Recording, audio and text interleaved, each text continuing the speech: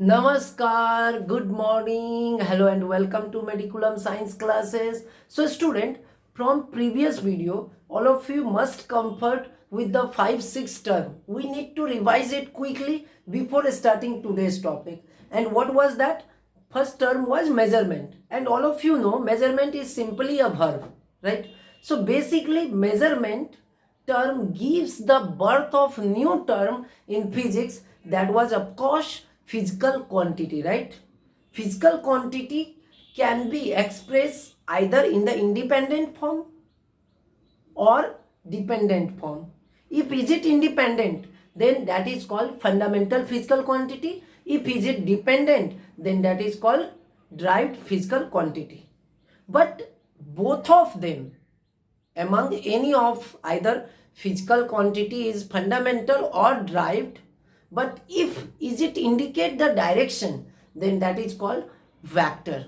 And there is no needs of direction, and the physical quantity which do not express any kinds of direction, then that is called a scalar physical quantity. Is that clear? And now physical quantity can be expressed by a smallest form, that is called their unit. And all of you know, if physical quantity will be fundamental physical quantity, then unit will also fundamental unit. If the physical quantity is derived physical quantity, then unit will be also derived unit. Unit is the way through which physical quantity can be expressed in the smallest form. Is that clear? Basically अभी तक हमने क्या बात करा है कि जिन भी चीज़ों को मेजर कर सकते हो वो क्या है? Physical quantity. यदि फिजिकल क्वांटिटी का वैल्यू अपने आप पे डिपेंडेंट है तो उसको फंडामेंटल फिजिकल क्वांटिटी बोलेंगे, और यदि दूसरे पे डिपेंडेंट है दो अलग अलग फिजिकल क्वांटिटी पे तो उसको क्या बोलेंगे? Derived physical quantity. क्लियर है? यदि इन दोनों में से कोई भी, चाहे वो फिजिकल क्वांटिटी फंडामेंटल हो या ड्राइव्ड हो, लेकिन यदि डायरेक्शन को इंडिकेट कर रहा है, डायरेक्शन फिक्स हो उसमें, तो फिर क्या होगा? वो वेक्टर क्वांटिटी कहलाएगा. और यदि उसका डायरेक्शन फिक्स नहीं है तो वो क्वांटिटी क्या कहलाएगा? स्केलर कहलाएगा. और फिजिकल क्वांटिटी को एक्सप्रेस करते हैं जिस स्मॉलेस्ट फॉर्म में, जो छोटे से छोटे फॉर्म में एक्सप्रेस करते हैं उसको क्या बोलते हैं? यूनिट. यदि physical quantity fundamental physical quantity है तो यूनिट भी क्या होगा? फंडामेंटल यूनिट ही होगा. और यदि ड्राइव्ड फिजिकल क्वांटिटी है तो उसका यूनिट भी ड्राइव्ड यूनिट होगा. तो अभी हम लोग पढ़ने वाले हैं नेक्स्ट सेक्शन में. आज का जो टॉपिक है वो कुछ फिजिकल क्वांटिटी को कैसे हम मेजर करते हैं, राइट?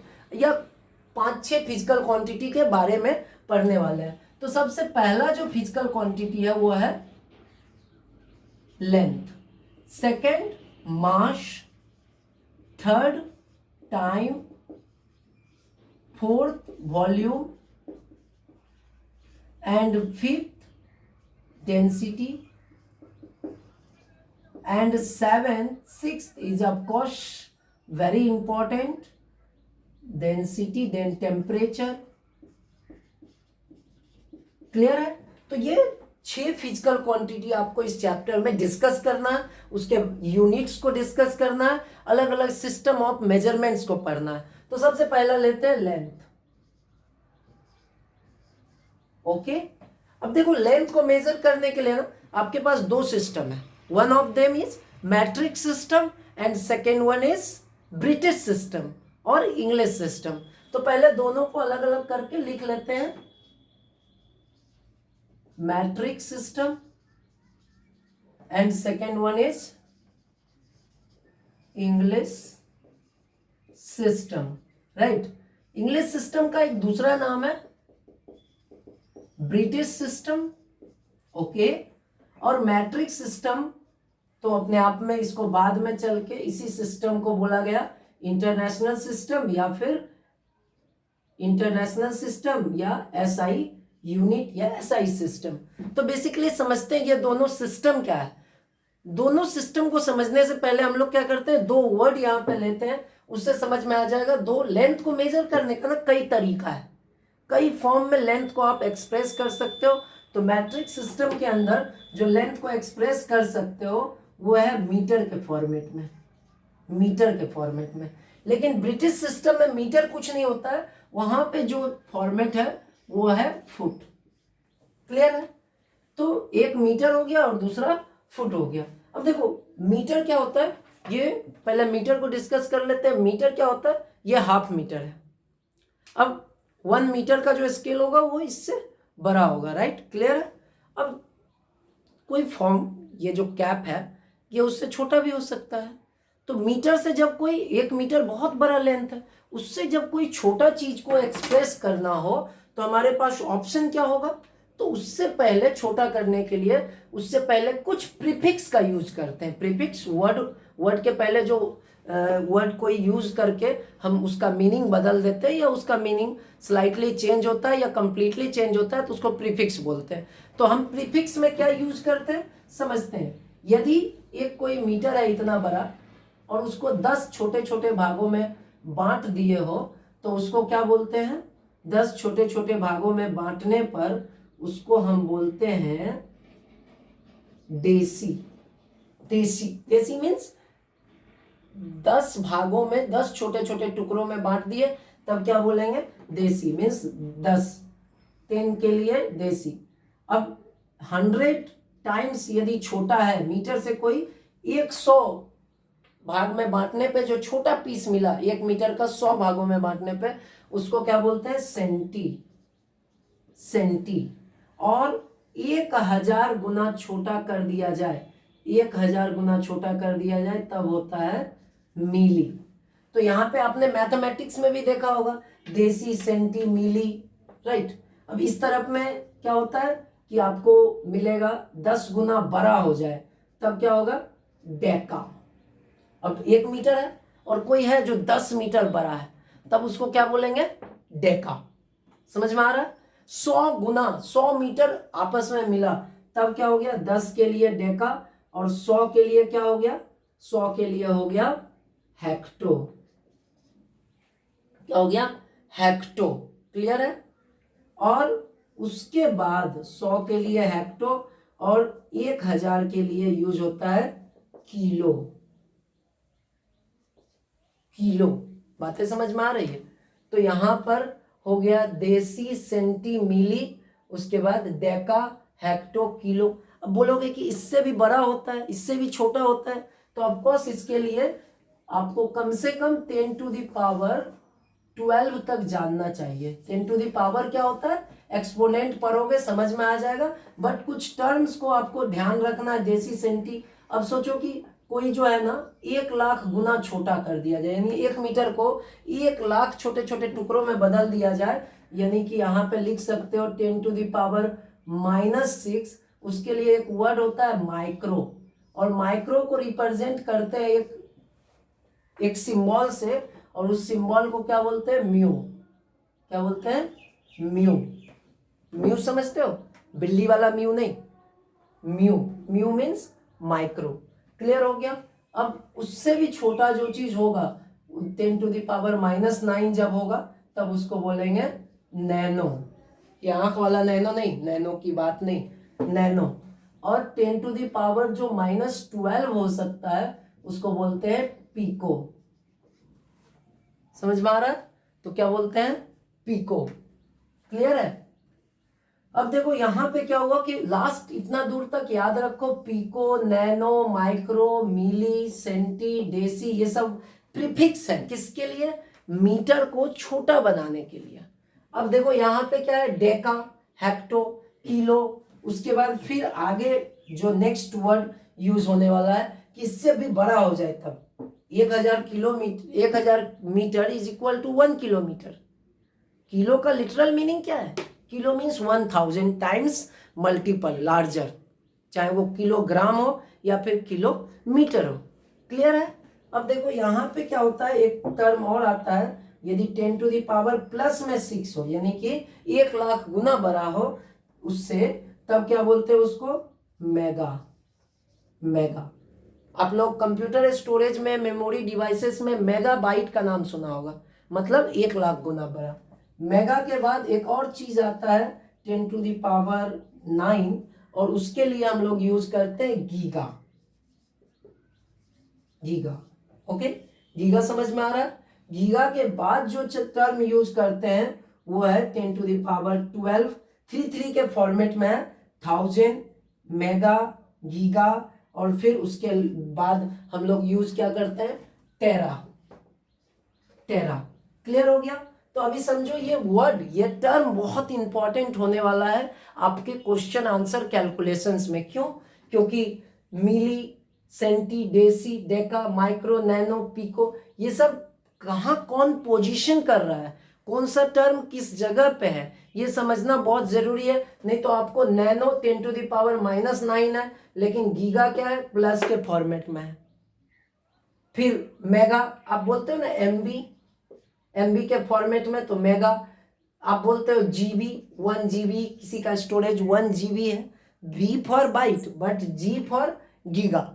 और फिर आप बोलते हो टीवी, कंप्यूटर या लैपटॉप का जो डिवाइसेस मेमोरी स्टोरेज कैपेसिटी होता है उसको किस में मेजर करते हैं, जीबी। जो स्टोरेज डिवाइसेस होता है वहाँ पे टीवी 1 TB।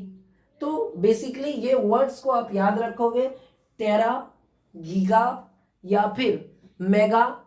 इस तरफ में देखोगे तो मिली तक आपको पता होता है, माइक्रो, नैनो एंड पिको। ये टर्म किस लिए है, एक्सट्रीमली छोटा करने के लिए। बहुत छोटा पार्टिकल का साइज, यदि कभी सोचो एटम का साइज का बात हो जाए तो किस में एक्सप्रेस करेगा, नैनोमीटर में एक्सप्रेस करेगा, पिकोमीटर में करेगा। नैनो बहुत ज्यादा यूज होता है, माइक्रो भी बहुत ज्यादा यूज होता है, इसको आप ध्यान रखोगे। और कंप्यूटर डिवाइसेस में एमबी, जीबी और टीबी, ये तो बात आप समझ ही चुके हो, अभी कॉमनली यूज टर्म है। अब देखो यहाँ पर ना छोटा या बड़ा करने के लिए आपके पास क्या था, बहुत सारा टर्म्स था। बट इस तरफ में फुट के साथ में आप ऐसा नहीं कर सकते हो कि मेगा फुट या फिर गीगा फुट या फिर माइक्रो फुट या फिर नैनो फुट। ये प्रीफिक्स टर्म लगा करके आप मैट्रिक सिस्टम में चेंज कर सकते हो, मैट्रिक सिस्टम में। बट ब्रिटिश सिस्टम में ऐसा कुछ नहीं है। फुट के साथ में यदि फुट से छोटा कुछ बताना है तो एक ही ऑप्शन है, वो है इंच। बात समझ में आ रहा है? फुट से यदि छोटा कुछ एक्सप्रेस करना है तो आपके पास एक ही ऑप्शन है, वो क्या है, इंच। क्लियर है? अब फुट से बड़ा कुछ एक्सप्रेस करना है, बड़ा भी तो हो सकता है, एक फीट मान लो इतना जगह है तो बड़ा भी होगा। तो बड़ा के लिए उसने एक टर्म यूज किया, यार्ड। क्रिकेट का पिच जो होता है ना, उसका लेंथ मेजर करना है तो वो फिक्स यार्ड में ही बताएगा, फुट में नहीं बताएगा, वो मेजर फुट में नहीं करता, यार्ड में करता है। फिर आप देखोगे और पीछे चले जाओगे तब तुमको पता चलेगा कि यार्ड के बाद जो चीज आपके पास और बड़ा करने के लिए आ सकता है वो है माइल। रोड का डिस्टेंस बहुत पहले से ही मेजर किया जाता था, किसमें, माइल में। जब ब्रिटिश सिस्टम, जब ये मैट्रिक सिस्टम नहीं था तो इंडिया में यूज कौन सा सिस्टम होता था, ब्रिटिश सिस्टम होता था, और वहां पे माइल। तो ये तो समझ में आया, बट इसको कन्वर्ट करने का क्या ऑप्शन है, तो 12 इंच, 12 छोटे छोटे 12 inch is equal to 1 feet. Means एक फुट को 12 छोटे छोटे भागों में बांटा गया, प्रत्येक को क्या बोला गया, इंच। अब देखो फुट को यार्ड में कन्वर्ट करने के लिए 3 foot is equal to 1 yard. Clear हो गया? 3 foot is equal to 1 yard. लेकिन वही माइल देखेंगे, माइल, तो माइल का वैल्यू है 5280, 5280 feet is equal to, feet देखो प्लूरल होता है, राइट, और फुट क्या होता है, सिंगुलर होता है। तो जब 1 फुट जब हम बोल रहे हैं तो सिंगुलर का बात कर रहे हैं, 5280, तो यहाँ फुट नहीं बोलेंगे, यहाँ फीट बोलेंगे, इसका प्लूरल फॉर्म है। तो 5280 feet is equal to 1 mile. अब देखो इस मैट्रिक सिस्टम से ना इंग्लिश सिस्टम में कन्वर्ट यदि करना हो तो हम कैसे करेंगे, ये बहुत इंपॉर्टेंट डिस्कशन है। आपको कन्वर्ट आना चाहिए। क्यों? क्योंकि कोई अंकल है वो आपको बता रहा है क्या, बता रहे हैं क्या, 5 फीट, लेकिन आपको जो लिखना है डाटा वो मीटर में लिखना है।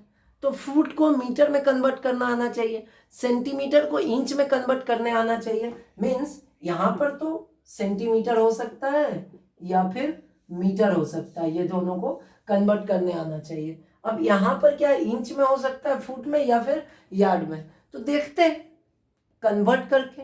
और एक कन्वर्जन में क्या होता है, एक से दूसरा का डाटा यदि पता चल जाए तो दूसरा सभी कन्वर्जन बहुत इजी होता है। जैसे हम सेंटीमीटर को इंच में मान लो कन्वर्ट करना चाह रहे हैं, तो सेंटीमीटर को इंच में कन्वर्ट करने के लिए हमको क्या ये याद रखना पड़ेगा, 2.54 centimetre is equal to 1 inch.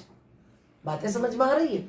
2.54 मतलब लगभग 2.5 सेंटीमीटर जो होगा उसको मिला करके इंच बनेगा। मतलब सेंटीमीटर और इंच में कंपैरिजन करें तो बड़ा कौन सा होगा, इंच बड़ा होगा। क्लियर है? ओके। तो 2.5 centimetre is equal to 1 inch. फिर देखो यदि आप इसी को कन्वर्ट कर दोगे सेंटीमीटर से फुट में तो कुछ नहीं करना है, 12 से मल्टीपल कर दोगे, तो 12 से मल्टीप्लाई करोगे तो आपको क्या मिलेगा,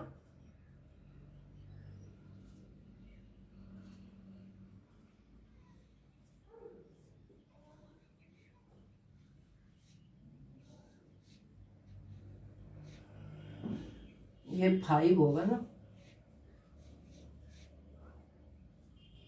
30.40 सेंटीमीटर।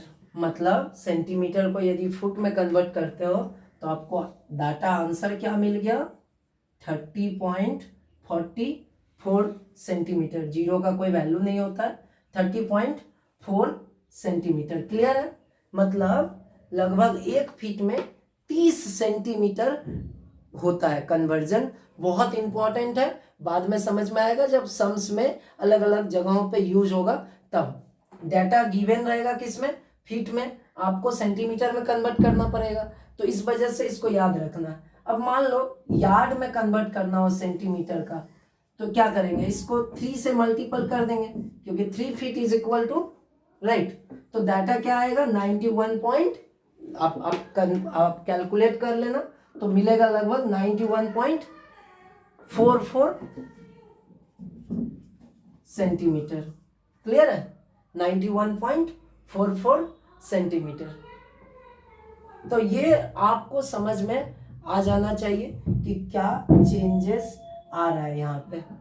एक सेंटीमीटर से इंच में कन्वर्ट कर सकते हैं, सेंटीमीटर से फीट में कन्वर्ट कर सकते हैं, या सेंटीमीटर से यार्ड में कन्वर्ट कर सकते हैं। अब देखो 91.44 और 100 सेंटीमीटर होने में थोड़ा सा ही बचा हुआ है, मतलब लगभग 100 centimetre is equal to 1 yard. ये बात समझ में आ रहा है? Okay, very good. तो अब देखो एक और चीज है कि इतना सारा फीट मतलब 5280 feet is equal to 1 mile. अब इसको आप क्या करो, किलोमीटर में यदि देखोगे 1 माइल को किलोमीटर के फॉर्मेट में, किलोमीटर में, तो मिलेगा 1.609 किलोमीटर। मतलब लगभग 1.5 किलोमीटर होता है 1 माइल के अंदर। तो ब्रिटिश सिस्टम में कुछ टर्म है जो आपके लिए एकदम नया होगा, उस बात को समझो। Inch, foot, yard and mile. और ये जो टर्म है मिली, माइक्रो, नैनो, पिको, इसको समझ लो। फिर मेगा, गीगा, टेरा, ये सब टर्म को समझो। ये वर्ड आपको समझना बहुत इंपॉर्टेंट है।